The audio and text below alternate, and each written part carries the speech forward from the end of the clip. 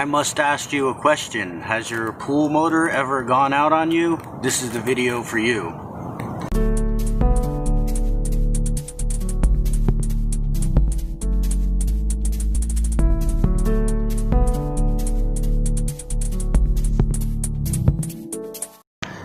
Hey, welcome to Upkeep in a Jeep, where it's going to be more upkeep than a Jeep today. Last night I realized that the pump wasn't working, or the motor wasn't working on the pool. The breaker was reset. I tried putting it on and it popped. So I would do a video of that, but I don't want to risk doing that again. So now I'm going to source a motor. You can do that by looking at the model number and calling around. It's going to be like $150 to $200, and I'm going to get new seals and possibly replumb one of the fittings that leaks a little bit. So stick around. And here we go, shutting off the breaker to the pool. First step is to turn off the breaker like I did, then unscrew these screws, pull the cover off the back. Oh, look at that, 2012. That lasted pretty good. Undo this, the green one, the black one, and the red one, so that we can undo this port right here, and then we can pull the wires out and then unscrew the elbow. This is a 1/4-inch drive socket. I took a picture of the configuration just so when I get the new one I know which wire goes where.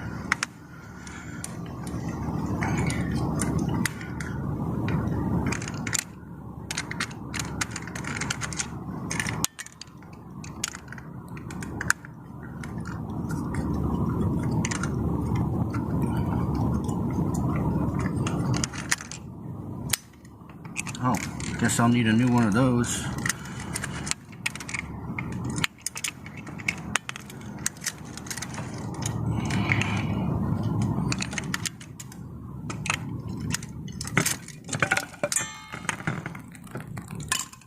Alright. After this, wherever you're going, just so you had all the other specs available.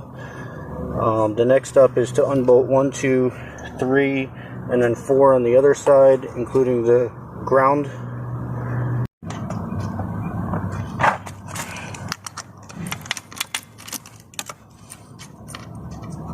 Just kind of got to break it loose. These are stainless steel bolts actually, so that's good. On the chlorine.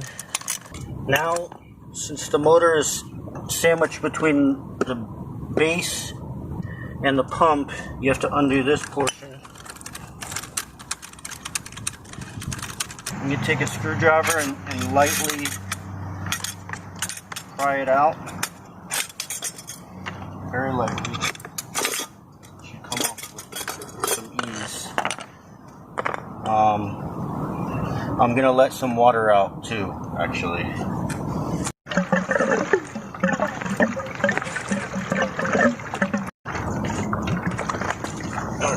So now, I don't give you much room here.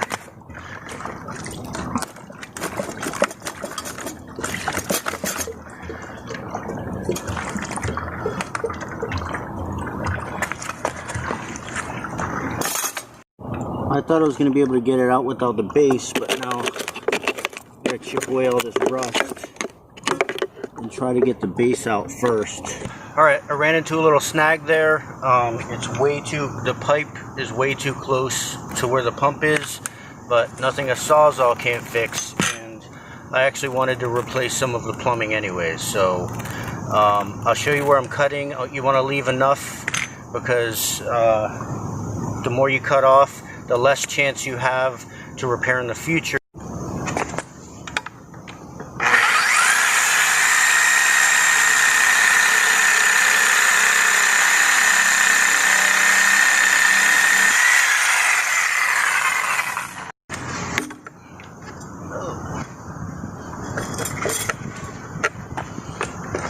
Oh, there we go. At least came out now.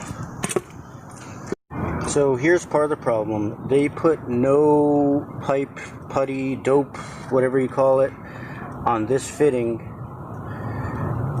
I did want to get like one of those temperature, high temp fittings, but it's not going to fit here because it'll come out about this large. So that's not actually an option, unfortunately. Now the impeller cover or shroud, not sure what it's called, has to come off. Probably replace some of these lock washers. So let's remove this out of the way. This way we can get a wrench in there. So with the wrench on the other side and the screwdriver in here, I lightly turned it, and this will come undone, which will reveal that seal, which you're going to want to replace also. So now, carefully pry this up, pull that out, and you're ready to get your new motor.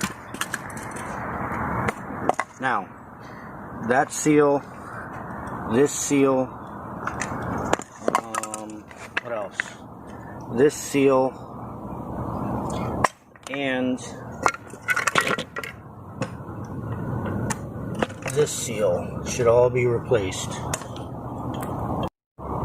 So I came out with a socket set and a tool bag, and I end up with all of this other stuff, but it never goes how you want it to, that's for sure. Off to the parts store.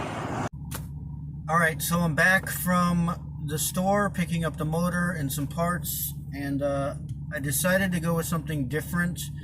A coupler that unscrews. This way I'll be able to take it on and off without cutting all the piping all over again and all that. You'll see what I mean. It would have been like over $30 for all of the 90 degrees and the tubing and or the pipes. So instead I got this. It was $14. The guy at the pool store was really nice. He put in the shaft seal, gave me everything I needed to install it. So I won't be showing you that. So let's get to it. The other thing I wanted to mention actually is that I wanted to do a video today of like the first walk around of the overland trailer, but the pool pump broke, so I'm doing this. So maybe let's do a little sneak peek.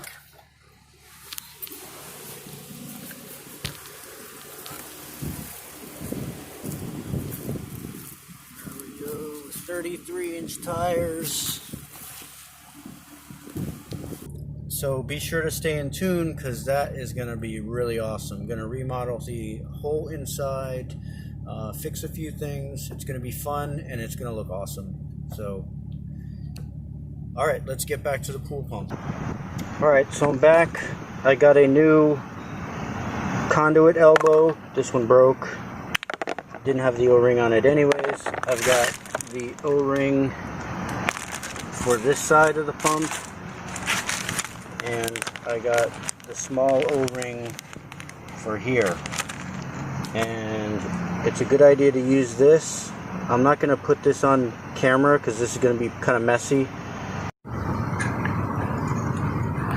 Next up, put on this.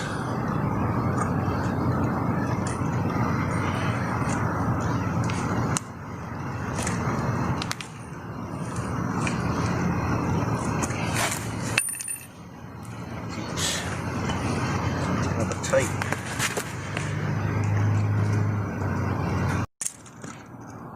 Alright, since I got this removable coupler, I'm going to measure, that's a good angle, about an inch, cut it more than an inch off, because that's how much is going to be taken up by both of those flanges, I guess. I'm also going to take like 220, clean this off, clean the other one off.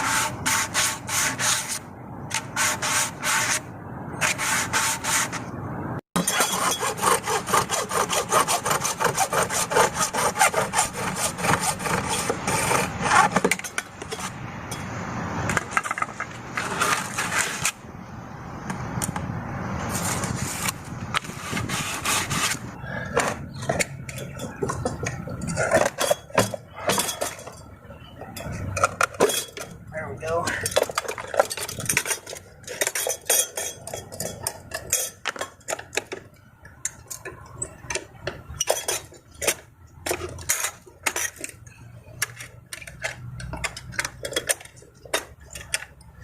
Just kind of loosely.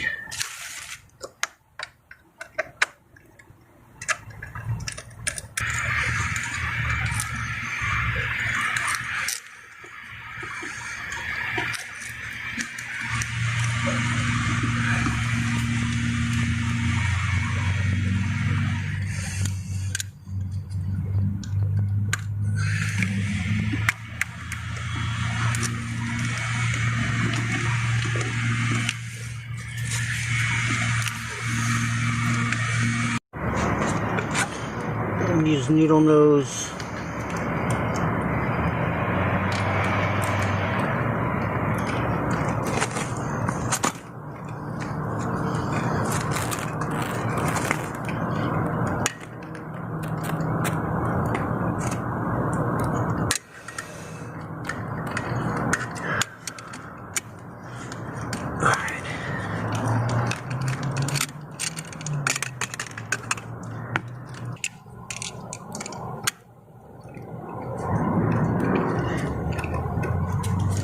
This fiberglass from the fiberglass is killing me from this filter. And then do black and then green on the green, obviously. So screw this down. Should make it waterproof. They're tight.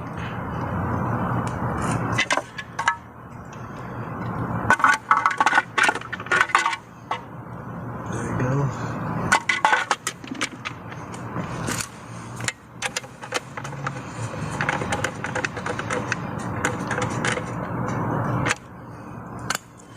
And then last is to connect.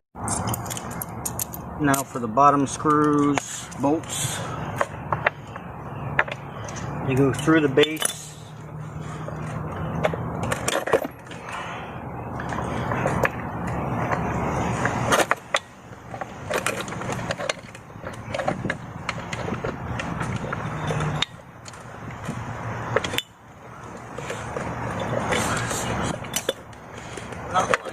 There we go. Put a little more Teflon tape.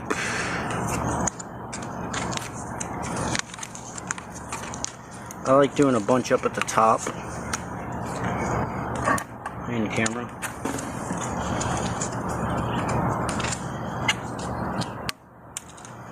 That's probably enough. And then some of this.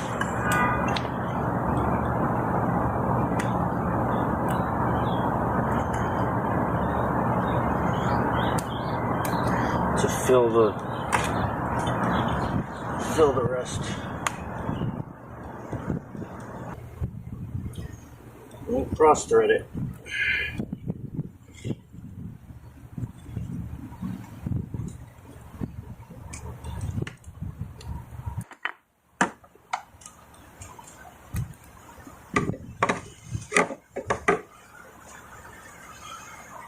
That should be good.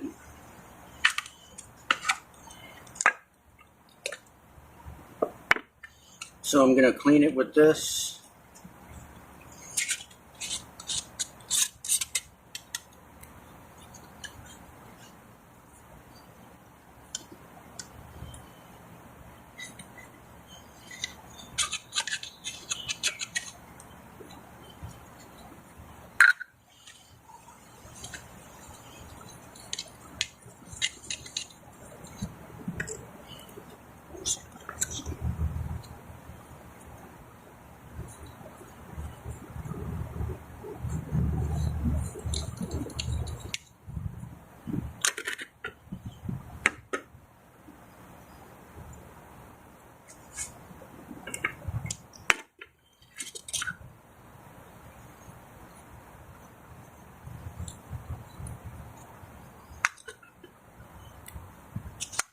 using wet and dry cement.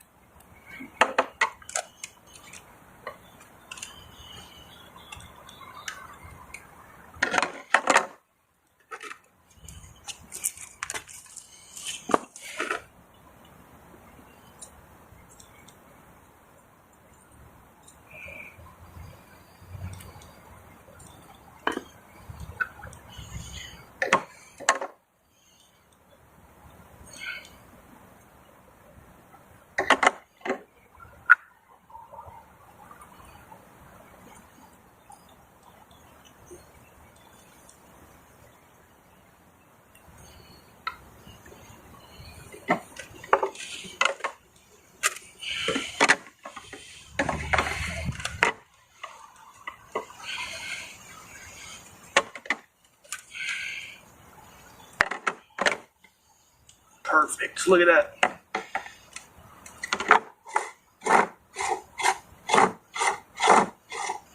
I'm not going to tighten it all the way. Let it dry. And hopefully no leaks. Tighten this up. Man, it's hot out. I'm ready to jump in the pool. Welcome back. I'm gonna make this video real quick. It's the next day. It started pouring last night. However, it did give this a chance to dry. One thing I wanted to mention is that these motors, they can either be 230 or 115. I wasn't sure which mine was, so I'll walk you through a few steps. One is the breaker, and the other you can do just straight up multimeter test. So here is your double breaker, usually signifying it's a 230 volt.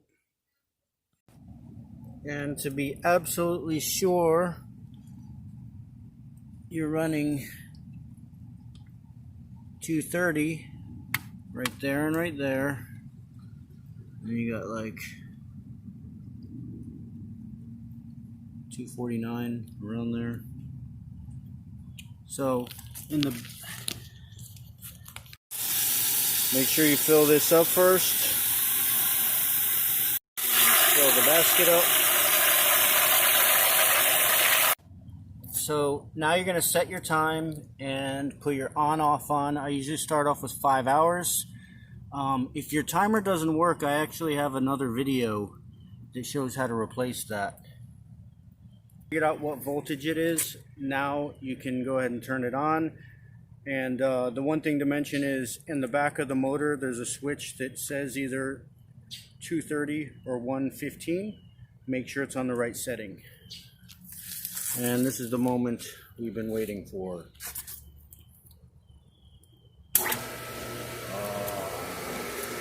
It's so quiet, actually.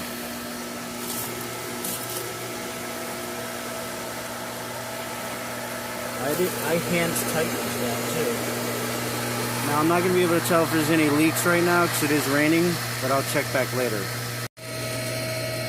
Here's a little update. The motor smells a little bit this first day. They do run anywhere from 115 to 200 degrees. So hopefully in the next day or so that smell should burn off.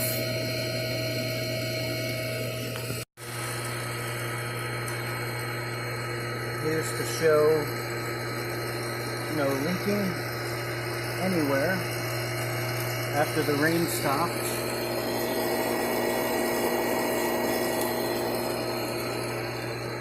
And it sounds nice and quiet. Sounds great. No bubbles in the basket. So no leak on the suction side, no leak on the pressurized side, and we're ready to go. A couple days later, still running strong. The smell is gone, so that burnt off. So good to go. Thanks for watching.